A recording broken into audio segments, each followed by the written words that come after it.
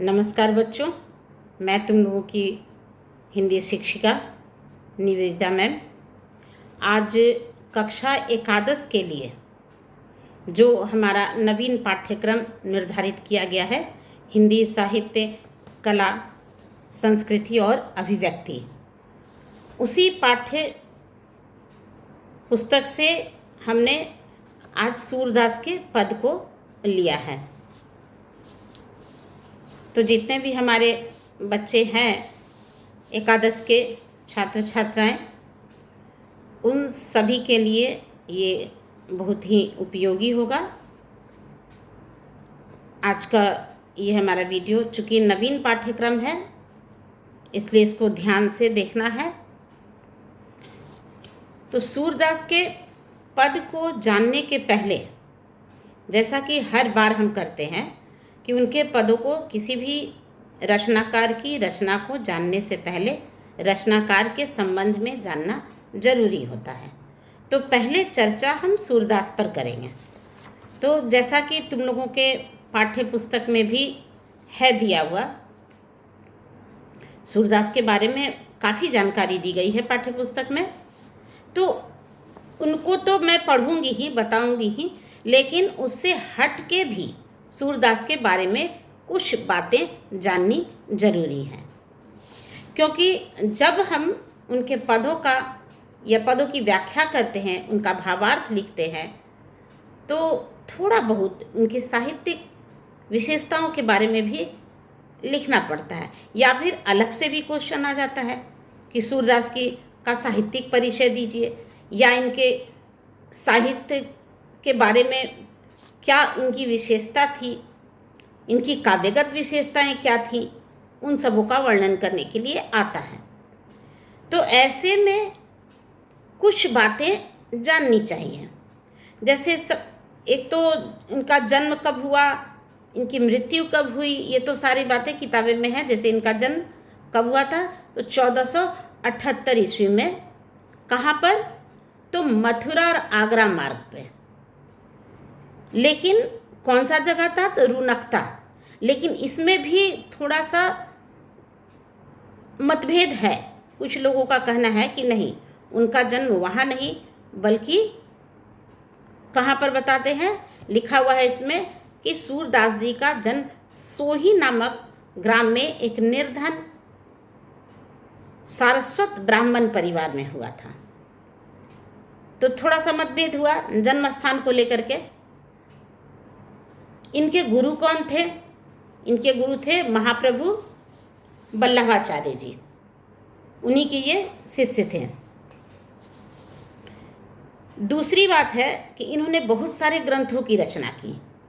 ग्रंथों का नाम भी तुम्हारा यहाँ दिया हुआ है, सुरसागर, सुरसावली, साहित्य लहरी, नागलीला, गोवर्धन लीला, पद संग्रह, सूर पचीसी, ऐसी बहुत सारी रचनाएं की। लेकिन इसमें सर्वाधिक लोकप्रिय कौन सी रचना थी इनकी? तो सर्वाधिक लोकप्रिय रचना इनकी सुरसागर। सुरसागर इनकी सर्वाधिक लोकप्रिय रचनाओं में गिनी जाती है। तीसरी बात थी इनमें कि सूरदास जी ने अपनी अधिकांश रचनाएं श्री कृष्ण के बाल लीलाओं, माता यशोदा के साथ उनका वात्सल्य प्रेम, गोपिकाओं के साथ उनका प्रेम, इन्हीं को केंद्रित करके पदों का निर्माण किया, पदों की रचना की। और वात्सल्य प्रेम का तो इतना अनूठा और सहज सरल स्वाभाविक चित्रण इन्होंने प्रस्तुत किया कि शायद आज तक कोई भी कवि वैसा वर्णन प्रस्तुत नहीं कर पाए हैं जैसा सूरदास जी ने कर दिया। इनकी कुछ काव्यगत विशेषताएं हैं। जैसे सबसे पहली काव्यगत विशेषता इनकी क्या है? सरलता और सहजता। जितनी भी चीज़ों का इन्होंने अपने पद में वर्णन किया है, चाहे वो वात्सल्य रस से संबंधित हो, या श्रृंगार रस से संबंधित हो, या बाल लीलाओं से संबंधित हो, उन सब का वर्णन इतने सहज, सुंदर और माधुर्य ढंग से किया है कि हर जगह सहजता है, सरलता है, कि ऐसा लगता है जैसे कि अभी भी वो हमें समझने में कठिनाई कहीं नहीं है। जबकि भाषा है, इन्होंने जितनी भी रचनाएं की सारी की सारी रचनाएं इनकी ब्रजभाषा में है। दूसरी काव्यगत विशेषता क्या दिखाई देती है? चित्रात्मकता। चित्रात्मकता का अर्थ क्या है? तो चित्रात्मकता है कि जो ये वर्णन करते थे वो सारी चीज़ें, इनका जो वर्णन करने का, प्रस्तुत करने का एक ढंग था, वो ऐसा लगता था जैसे हमारे सामने में चलचित्र की भांति सब दिखाई दे रहा है, हमारे सामने ही वो घटना घट रही हैं, ऐसा प्रतीत होता था। इसीलिए इनके काव्य की ये विशेषता थी, चित्रात्मकता। तीसरी थी भावुकता। भावपूर्णता कहें या भावुकता कहें, तो इतने भाव विह्वल होकर के इतनी भावुकता उसमें रहती थी और पूरा भाव उसमें चला आता था। अगर वात्सल्य प्रेम कर रहे हैं तो वात्सल्य प्रेम की भावना कूट कूट कर उसमें दिखाई देती थी। तो हर किसी भी विषय को लेते थे तो उसकी भावपूर्णता को बड़ी सटीक ढंग से और सुंदर ढंग से प्रस्तुत करते थे। और लालित्य तो था ही, इनकी काव्य की विशेषता थी लालित्य।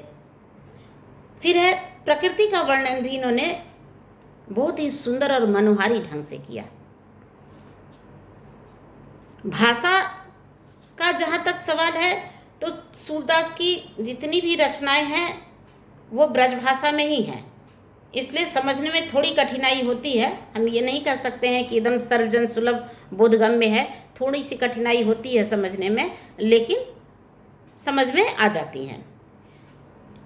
एक और खास विशेषता क्या थी इनकी कि सूरदास जी की काव्य रचनाएं भारतीय साहित्य और भक्ति काव्य की एक अमूल्य निधि के रूप में है। इनकी जो लिखी हुई रचनाएं हैं, इनकी जो लिखी हुई साहित्य है, आज भी भारतीय साहित्य में एक स्थान रखती है। हम ये भी कह सकते हैं कि इनकी रचनाओं में, इनके पदों में प्राचीन होते हुए भी उस प्राचीनता में भी नूतनता की झलक कहीं ना कहीं दिखाई देती है, क्योंकि जो वात्सल्य रस का वर्णन किए हैं या बाल कृष्ण की लीलाओं का वर्णन किए हैं, क्रीड़ाओं का वर्णन किए हैं, वो आज भी हमारे यहाँ वैसा ही होता है। जैसा बचपन में श्री कृष्ण को लीला करते वो दिखाए हैं, वो लीला आज भी हम बच्चों में देखते हैं। बहुत ही मतलब सही ढंग से वर्णन किए हैं और स्वाभाविक रूप से। सबसे बड़ी बात है, कोई बनावटीपन नहीं है उसमें, जो घटित होता है वही दिखाते हैं। तो ये हम लोगों ने जाना सूरदास के बारे में। अब हम आगे बढ़ते हैं, किधर जाते हैं? तो इनके पदों की तरफ। सबसे पहला देखो, एक बात और बता दें कि ये जो मैं करूँगी अभी पदों की व्याख्या अर्थ के साथ, तो एक वीडियो में इतना लंबा हर पद की व्याख्या करना संभव नहीं है, इसलिए इसके बाद ऐसा हमको लग रहा है कि ये 3 भाग में हमारा तैयार होगा। तो इसके बाद वाले भी जो 2 भाग बनेंगे, तो तुम लोगों से मैं सजेशन दूंगी, तुम लोगों को एक कह रही हूँ कि मेरा अगला 2 वीडियो जो बनेगा, इसके बाद वाला भाग 2 और भाग 3, उसको भी ध्यान से ज़रूर देखना, इसलिए कि एक भाग में ये पूरा कंप्लीट नहीं होगा, पूरा संपूर्ण नहीं बताया जा सकता है। अब हम शुरुआत कर रहे हैं। लहो री में चांद लहोगी, कहा करो जल पूट भीतर, कौ बाहर ब्यों की गहोगो। अब यहाँ पर थोड़ी सी कठिनाई आ रही है तुम लोगों की, लहोंगो, कहोंगो, चहोंगो, ये सब जो है लहोंगो, ये ब्रजभाषा है। तो ब्रजभाषा में ऐसा बोला जाता था, तो मैं सबका अर्थ बताती जाऊंगी। जैसे लहो रीमा चांद लहोंगी, लहोंगी का अर्थ होता है लूंगा। तो यहाँ पर श्री कृष्ण की बाल लीलाओं का सूरदास ने वर्णन किया है ना। सूरदास जो यहाँ पर वर्णन किए हैं बाल सुलभ हट का, बाल मनोविज्ञान का। बच्चों में एक हट धर्मिता होती है, हट होता है, बच्चे का हट भी एकदम अलग तरह का होता है। अगर किसी चीज़ के लिए हट करते हैं तो उनको चाहिए ही चाहिए, वो फिर नहीं समझते हैं कि आगे क्या होगा। या ये हट मेरे पूरा किया जा सकता है कि नहीं। हो सकता है कुछ ऐसा हट कर दे वो जिसको अब पूरा करना भी संभव नहीं है। वैसा ही हट यहाँ पर श्री कृष्ण ने भी अपनी माता यशोदा से किया है। और माता पर बच्चे अपनी माँ पर पूरा अधिकार समझते हैं कि मैं जो कहूँगा मेरी माँ पूरा कर देगी, इसलिए माँ के आगे बच्चा सबसे ज़्यादा जिद करता है। तो यहाँ पर दोनों है, वात्सल्य प्रेम भी है और बाल हट, बाल मनोविज्ञान और बाल क्रीड़ा का भी वर्णन है। तो बच्चे कितने निश्चल होते हैं और अपनी माँ से किस प्रकार हट करके कोई चीज़ मांगते हैं, इन सब बातों को यहाँ पर दिखाया गया है। बच्चे का हृदय सरल होता है, वो निश्चल होते हैं, उनको अच्छा बुरा ऊंचा नीचा का भेदभाव उनके मन में नहीं है। उनको ऐसा लगता है मेरी माँ है तो हमको सब कुछ ला करके दे सकती है, चाहे हम कुछ भी उनसे मांग सकते हैं। तो सूरदास जी ने श्री कृष्ण के बाल रूप का मनोरम और मनोहारी चित्र प्रस्तुत किया यहाँ पर, और करते हुए कहते हैं, जो कि हम आम जीवन में भी देखते हैं, है ना। कभी कभी कोई बच्चा किसी चीज़ के लिए हट कर लेता है, अब उसको मालूम नहीं है कि हमको मिल पाएगा कि नहीं मिल पाएगा। सिनेमा देख रहे हैं, उसमें कुछ अच्छी चीज़ देख लिया, अब ये हमको चाहिए, वहीं पर जिद कम कर दिया। तो उसी तरह कोई बनावटीपन नहीं है। इसीलिए ये जो दृश्य प्रस्तुत किए हैं सूरदास जी, यहाँ पर कहीं कोई बनावटीपन नहीं है। बच्चा अपनी जिद पर अड़ जाता है और उसको मनवाने की किस प्रकार कोशिश करता है और कैसे कैसे अपनी माँ को तर्क देता है, वो सारी बातें इस पद में हमको दिखाई देंगी। तो कह रहे हैं ना कि लहौरी मैं चांद लहाऊंगी। तो यहाँ पर श्री कृष्ण जो है अपनी माता यशोदा से क्या जिद लेकर बैठ गए हैं, तो लेके बैठ गए हैं कि मुझे चांद चाहिए, मैं चांद लूँगा। अपनी माँ से कह रहे हैं कि लौहरी माँ, मैं चांद लहूँगा, मैं तो चांद ही लूँगा माँ, मुझे चांद ही चाहिए। तो बच्चों का यह हट होता है। जैसे कभी कभी कोई छोटा बच्चा आसमान में हवाई जहाज़ उड़ता हुआ देखता है तो कहता है मुझे तो वही हवाई जहाज़ चाहिए, मैं उस पर ही बैठ कर जाऊँगा। अगर माँ समझाती है कि इतने छोटे से हवाई जहाज़ पर तुम नहीं उड़ सकोगे, बहुत छोटा है, तो कहते हैं नहीं मुझे वही चाहिए। उसी प्रकार की जिद जो है श्री कृष्ण भी कर रहे हैं। मैं एक उदाहरण दी हूँ कि ऐसा होता है। तो उसी प्रकार आज श्री कृष्ण क्या जिद लेकर बैठ गए हैं, तो अपनी माता यशोदा से कहते हैं, माँ यशोदा मैया मैं तो चांद ही लूँगा। कहा करो जल पूट भीतर, कौ बाहर ब्यों की गहोंगो। अब यहाँ पर लिखा हुआ है कहा करो जल पूट भीतर। जल पूट का अर्थ होता है जल का भंडार, जहाँ पर अधिक मात्रा में जल रहता है उसको कहते हैं जलपूट। जैसे किसी बड़े बर्तन में हम पानी जमा कर लें या किसी गड्ढे में, कहीं पर भी तालाब में अधिक मात्रा में जल का जमाव हो जाता है तो उसको कहते हैं जलपूट, यानी जल का भंडार। तो कह रहे हैं कहाँ करो जलपूट भीतर, कौ बाहर ब्यों की गहोंगो। गहोंगो मतलब पकड़ूंगा।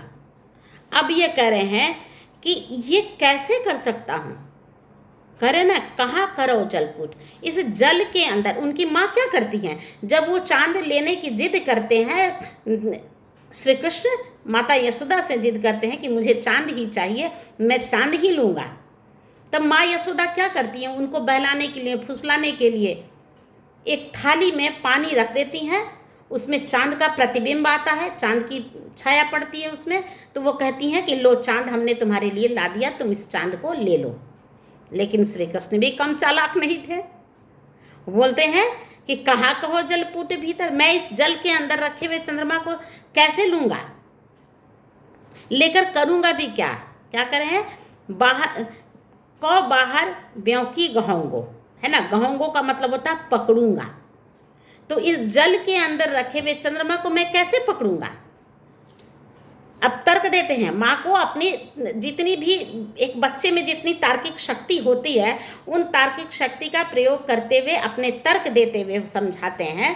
क्या कहते हैं कि यह तो झलमलाता है, झकझोरता है, कैसे लहाऊंगो, मैं कैसे लूँगा उसको। कह रहे हैं कि तुम जो थाली में पानी रख दी हो और इसमें जो चांद दिखाई दे रहा है, इस चांद को जब मैं पकड़ने जाता हूँ तो ये तो झलमलाता है, इधर उधर हिलने डुलने लगता है, क्या ना, झकझोरत। झकझोरत का मतलब क्या होता है? किसी को जोर से हिला देना, है ना, झकझोर देना। तो पानी में जब हाथ देते हैं तो पानी में झकझोर होता है, हिलता है पानी, झलमलाने लगता है। तो वैसे में मैं कैसे लूँगा उसको? अब यहाँ पर क्या देख रहे हैं? अपने हट कर रहे हैं अपनी माँ से, कहते हैं कि मैं तो आकाश में जो चांद है वही लूँगा, इस जल के भीतर डूबे हुए चंद्रमा को मैं क्यों लूँगा? इसको तो मैं छूने भी जाता हूँ तो ये झलमलाता है, हिलता है, डुलता है, ऐसा लगता है किसी ने इसे झकझोर दिया हो। तो इसको लेकर मैं क्या करूँगा? क्या चाहिए उनको? इनको तो बाहर वाला चांद चाहिए जो आकाश में है। तो कहते हैं कि मुझे तो वही चांद चाहिए जो आकाश में है। यहाँ पर कह रहे हैं कि वह तो निपट निकट ही दिखत, करजियो हो न रहंगो। अब क्या कहते हैं? रहंगो का मतलब है रुकूंगा, है ना, रुकूंगा। तो कह रहे हैं कि यह तो निपट निकट ही दिखत। अब निपट निकट का मतलब होता है बिल्कुल पास में, एकदम नज़दीक में। अब उनको लगता क्या है कि चंद्रमा तो एकदम पास में है, मैं तो हाथ बढ़ाकर ही इसको ले लूँगा। इसीलिए वहाँ पर क्या कहते हैं कि मैं तो बाहर वाले चांद को लूँगा और लपक कर ले लूँगा उसको लेने में भी हमें कठिनाई नहीं होगी, मैं उसे ले लूँगा। तुम्हारे अब माँ यशोदा को कह रहे हैं, क्या कहते हैं? तुम्हारो प्रेम प्रगट में जानत, बौराए न बहोंगी। अब बौराए न बहोंगी, बौराए का मतलब क्या होता है? कि तुम कितना भी हमको बहला लो, फुसला लो, मैं तुम्हारी बातों में आने वाला नहीं हूँ। तो अपनी तर्क शक्ति का फिर प्रयोग करते हैं, फिर तर्क देते हैं अपनी माँ को। कहते हैं कि ये हिलने डुलने वाला चांद मैं नहीं लूँगा जो पानी में हाथ रखते तो झलमलाता है, मुझे तो वो आकाश में जो चांद है वही चाहिए। और क्या कहते हैं कि पुनः कृष्ण कहते हैं, वही कह रहे हैं कि वह तो निपट निकट दिखाता है। पुनः आकाश की ओर दिखाते हुए कहते हैं, इशारा करते हैं कि ये तो एकदम निकट है, बिल्कुल मेरे पास है, इसे तो मैं आसानी से लपक कर ले लूँगा। ऐसा वो यशोदा को तर्क दे रहे हैं। तो कहते हैं कि उनके कहने का तात्पर्य क्या? कि हमारे पास इसे अपने हाथों से ही मैं पकड़ सकता हूँ। कृष्ण के कहने का तात्पर्य है, क्या कहना चाहते हैं कि इस चांद को जो आकाश में है वो तो मेरे बिल्कुल निकट है, उसको तो मैं बड़े आसानी से पकड़ लूँगा। तो श्री कृष्ण अपनी माँ यशोदा से कहते हैं कि मैं तुम्हारे, अब आगे की लाइन है, बता रहे हैं कि तुम्हारे प्रेम प्रगट में जानत बौराए ना बहोंगी। अब कहते हैं कि माँ यशोदा से कि अब तुम मुझे जितना भी बहला लो, फुसला लो, मैं बहकने वाला नहीं हूँ, मैं तुम्हारे इस प्रेम जाल में फंसने वाला नहीं हूँ। तुम्हारा प्रेम जो है वो हमको साक्षात दिखाई दे रहा है, इसलिए मैं बहकने वाला नहीं हूँ। और फिर कह रहे हैं कि सूर्य श्याम कहे कर गही, ल्याऊं शशि तन ताप दहोंगी। अब क्या कहते हैं? अब क्या करें? ये दूर में जो बैठा हुआ चांद है, यहाँ पर है ना सूर्य श्याम, ने सूरदास श्री कृष्ण के माध्यम से कह रहे हैं, श्याम कहा गया है श्री कृष्ण को, कहें सूरदास बता रहे हैं। यहाँ पर सूरदास ये बताना चाह रहे हैं कि श्याम कहे गर गही ल्याऊं शशि तन ताप दहोंगी। अब यहाँ पर क्या कहते हैं कि मैं उस चंद्रमा को जो दूर में बैठा हुआ अपनी सुंदरता पर गर्व कर रहा है, घमंड कर रहा है, मैं उसको ले तो आऊँगा और साथ साथ उसके अहंकार को भी मैं दहन कर दूँगा, उसके घमंड को मैं तोड़ दूँगा, अर्थात उसे नष्ट कर दूँगा। यहाँ है ना ताप दहोंगी, यानी कि उसके अहंकार को, घमंड को मैं जला दूँगा, उसे नष्ट कर दूँगा। तो ये श्री कृष्ण की जो लीलाएं हैं यहाँ पर बहुत ही सुंदर रूप से सूरदास जी ने प्रस्तुत किया है। कितना सुंदर दृश्य है। अब कोई भी बच्चा, आज भी हमारे पास क्या होता है, कोई बच्चा जब जिद करता है तो उसको हम फुसलाते हैं कि नहीं बाबू ये नहीं लो, इसके बदले में मैं तुमको टॉफ़ी दूंगा, छोड़ दो, ये नहीं लो। लेकिन वो नहीं मानता है, वो कहता है नहीं आप तो हमको फुसला रहे, हमको आइसक्रीम चाहिए तो आइसक्रीम ही चाहिए, टॉफ़ी चाहिए तो टॉफ़ी ही चाहिए। वो किसी और बात से बालने फुसलने वाला नहीं है। वो समझ जाता है कि इतना दुलार और प्यार जो हमको किया जा रहा है वो सिर्फ हमको बहकाने और बहलाने के लिए, तो श्री कृष्ण भी यही बात कर रहे हैं। क्या कहते हैं कि बहकाने, और मैं तुम्हारे बहकाने से मैं बहकूंगा नहीं, मैं समझ गया हूँ, जान गया हूँ। अब क्या कहते हैं, तुम्हारे में जो प्रेम दिखा रही हो तुम, तुम्हारे प्रकट जो प्रेम, तुम्हारा जो प्रेम प्रकट हो रहा है मेरे प्रति, उस प्रकट प्रेम को भी मैं पहचान गया हूँ। इसलिए मैं तुम्हारे फुसलाने में आने वाला नहीं हूँ। मैं उस चांद को आकाश से ले भी आऊँगा और उसके जो उसे अपने दूर रहने का, दूर बैठ के अपने सौंदर्य का जो अहंकार है उसके अंदर, उसका भी दहन कर दूंगा, उसे भी मैं नष्ट कर दूंगा, उसे जला दूंगा। आगे दूसरे पद की ओर हम जा रहे हैं। देखो माई या बालक की बात, बन उपवन सरिता समोहे देखत श्यामल गात। देखो माई या बालक की बात, पहले मैं दोहा पढ़ूंगी। बन उपवन सरिता सह मोहे देखत श्यामल गात। मार्ग चलत अनीति करत हट हट करी माखन खात। पीताम्बर वह सिर है तय, सिर तय ओढ़त अंचल दै मुस्कात। 1300 कह कहो जसोदा उरहन देती लजात। जब हरि आवत तेरे आगे सकुची तनक हु जात। कौन कौन गुण कहूँ श्याम के नैकू न काहू डारत। सूर्य श्याम मुख निरखी जसोदा कहित कहा यह बात। यहाँ पर जो वर्णन है, यहाँ पर माई का, पहले मैं कुछ कठिन शब्दों का अर्थ बताती हूँ। माई का अर्थ है माता, और यहाँ पर है देखो माई या बालक की बात। ये बालक जो है श्री कृष्ण को संबोधित करके कहा गया है। वन उपवन सरिता सरमोहे, वन का मतलब होता है जंगल, उपवन, और सरिता का अर्थ तो सब कोई जानते हो, नदी, सरोवर, जलाशय। फिर है श्यामल गात। श्यामल गात मतलब श्याम वर्ण का शरीर, गात मतलब शरीर होता है। मार्ग, मार्ग का अर्थ होता है मार्ग। चलत अनीति करत है, मार्ग में माने रास्ते में चलते हुए अनीति कर रहा है, दुष्ट ही कर रहा है, दुष्टता दिखा रहा है अपनी, तंग कर रहा है किसी को, जो कार्य नहीं करना चाहिए वो भी कार्य वो कर रहा है। हठ माने जिद करके माखन खात, खात मतलब खा लेना, माखन को खा लेता है। पीताम्बर, पीताम्बर का अर्थ भी मालूम है, पीले रंग का जो वस्त्र धारण करते थे श्री कृष्ण, पीताम्बर। वह सिर तय ओढ़त, ओढ़त मतलब सिर पर ओढ़ लेना। आंचल दे मुस्कात, आंचल दे अंचल दे मुस्कात, अंचल का अर्थ यहाँ पर आंचल है, तो आंचल के अंदर, आंचल दे मतलब आंचल के अंदर घुसकर मुस्कात मतलब मुस्कुराते हैं।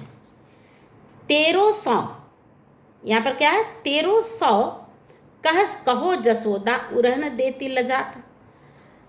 1300 का मतलब होता है यह यशोदा को इंगित करती हुई जो गोपिकाएं हैं वहाँ की, वो गोपिकाएं यशोदा की सौगंध खाती हैं। माने 1300, 13 यहाँ पर यशोदा को संबोधित किया गया है कि वो जानती हैं कि ये तो हमारी बात मानेंगी नहीं, इनको अपना बच्चा बहुत प्रिय है, कृष्ण से इतना प्यार करती हैं कि उनकी कोई भी मैं हठ धर्मिता या उनके जो उन्होंने गलत किया है उसके बारे में अगर कुछ बताऊंगी तो ये विश्वास तो करेंगी नहीं, ये तो अपने बच्चे के प्रेम में है। इसलिए वो कहती हैं कि माँ यशोदा मैं तुम्हारी सौगंध खाती हूँ, तेरी 100 का कहो जसोदा उरहन देती लजात। इसकी उलाहना देने में भी, उरहन का मतलब है उलाहना देना, किसी की शिकायत करना, उलाहना भरे स्वर में किसी की शिकायत करना। जब हरि आवत तेरे आगे सकुची तनक है जात। सकुची का अर्थ होता है सकुचाना, होता है ना, किसी को देख के सकुचा गए, डर गए, छुप गए, वही होता है सकुचाना। कौन कौन गुण कहूँ श्याम के नैकू ना काहू डारत। सूर्य श्याम मुख निरखी जसोदा, निरखी मतलब निहारना, कहती कहा यह बात। अब इस पद का जो अर्थ है, पूरी व्याख्या है, ये हमारे दूसरे वीडियो में आएगा। इस वीडियो को मैं यहाँ पे समाप्त करूँगी क्योंकि ज़्यादा लंबा वीडियो होने से थोड़ी सी तकनीकी असुविधाएं आ जाती हैं। तो मैं बच्चों से यही कहूँगी कि मेरा दूसरा वीडियो भी, इसके बाद वाला ज़रूर देखना, ताकि आगे के भी पद तुम्हें समझ में आ सके। नमस्कार।